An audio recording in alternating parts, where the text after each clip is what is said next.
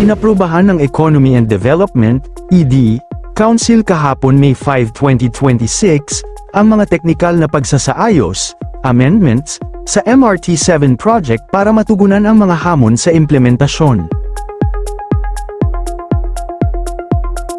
At bago natin ituloy, kung ikaw ay bago pa lang sa aking YouTube channel ay huwag kalimutan mag-subscribe at i-click na rin ang bell icon para lagi kang updated sa mga bago kong upload video. Ang pagbabagong ito ay layong mapabilis ang pagtapos sa 85% complete na riles, na inaasahang magpapagaan ng trapiko sa Commonwealth at magkokonekta sa QC at Bulacan sa loob ng 35 minuto.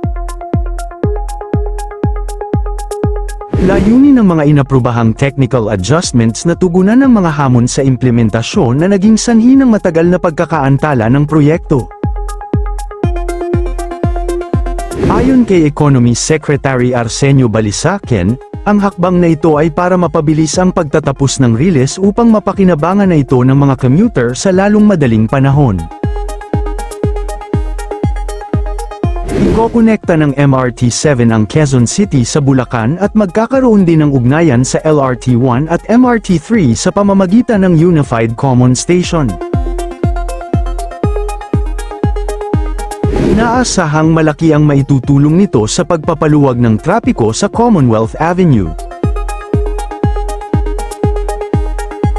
Ang MRT-7 ay inaasahang magbawas sa oras ng paglalakbay sa pagitan ng Quezon City at Bulacan mula sa humigit kumulang 3 oras hanggang 35 minuto, na nagsisilbi ng hanggang 850,000 mga pasahero araw-araw at sumusuporta sa regional economic integration.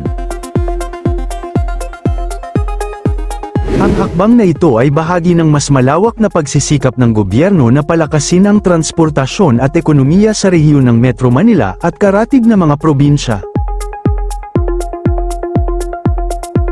May kabuuang 36 na train sets, katumbas ng 108 cars, ang nakumpleto na mula sa Hyundai Rotem ng South Korea. Ang MRT-7 project ay nasa yugtunan ng test runs, kung saan ang mga 3-car train sets, mula sa Hyundai Rotem, ay aktibong sumusubok sa riles sa Commonwealth Avenue, na nagpapakita ng malaking progreso sa rolling stock. Ang bawat train set ay binubuo ng 3 cars sa kasalukuyan, ngunit may kapasidad itong palawakin hanggang sa 6 cars bawat set sa hinaharap depende sa dami ng pasahero. Ang mga ito ay gumagamit ng third rail electrification system sa halip na overhead wires para sa mas malinis na itsura at mas madaling maintenance.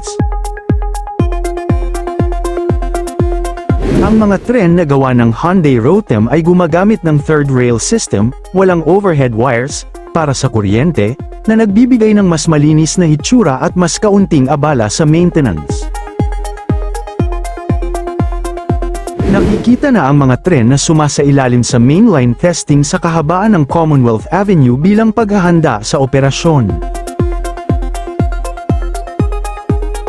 Nagsimulang dumating ang mga brand new train sets mula sa South Korea noong September 2021, noong December 16, 2021, pinangunahan ni dating Pangulong Rodrigo Duterte ang formal na pagpapakita, unveiling, ng mga unang train set sa Commonwealth Avenue, Quezon City. Ang Batasan Station sa Quezon City ay naiulat na 100% complete na, kabilang ang mga turnstile at ticket counters. Nilagdaan na ang kasunduan sa Korea Railroad Corporation, KORAIL para sa operasyon at maintenance ng linya upang matiyak ang world-class na serbisyo. Sa kabuuan, kahit malapit na matapos, nearing completion, ang MRT-7 ay nakakaranas pa rin ng mga pagkaantala na nagtutulak sa full operation nito sa mas huling petsa.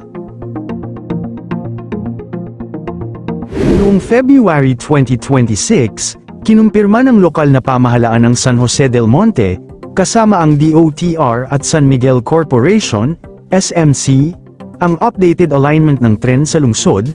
Ang SJDM station ay inilipat malapit sa boundary ng SJDM at North Caloocan para mas mapabilis ang konstruksyon.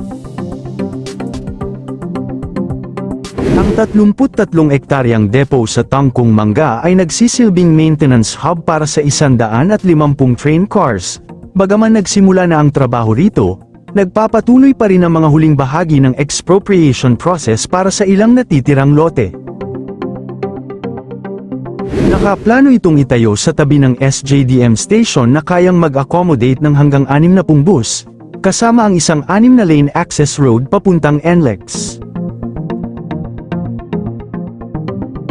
Ang mga ginagawang istasyon ay kinabibilangan ng North Avenue, Quezon Memorial Circle, University Avenue, Tandang Sora, Don Antonio, Batasan, Manggahan, Doña Carmen, Regalado, Mindanao Avenue, Quirino, Sacred Heart, Tala, at San Jose del Monte.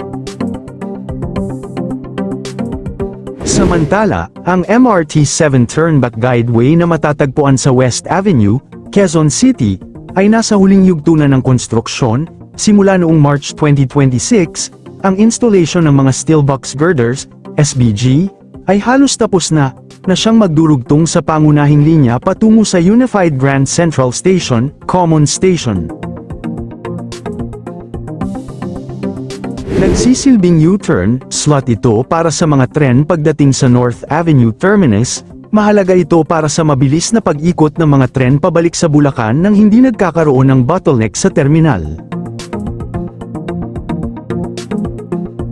Halos lahat ng mga poste at span sa kahabaan ng West Avenue, mula EDSA hanggang Examiner Street, ay nakatayo na. Kasabay ng guideway, inaayos din ang kalsada sa ilalim nito kung saan lalawakan ng mga bangkita, mula 2 metro patungong 3.10 metro, at maglalagay ng mga dedikadong bicycle lanes. Ang kabuuang budget para sa MRT-7 ay umakyat na sa 77 billion pesos, $1.4 billion, tumaas ito mula sa orihinal na 62.7 billion pesos, dahil sa mga hamon sa right-of-way, row, acquisition at mga pagbabago sa alignment, partikular na sa bahagi ng SJDM, Bulacan.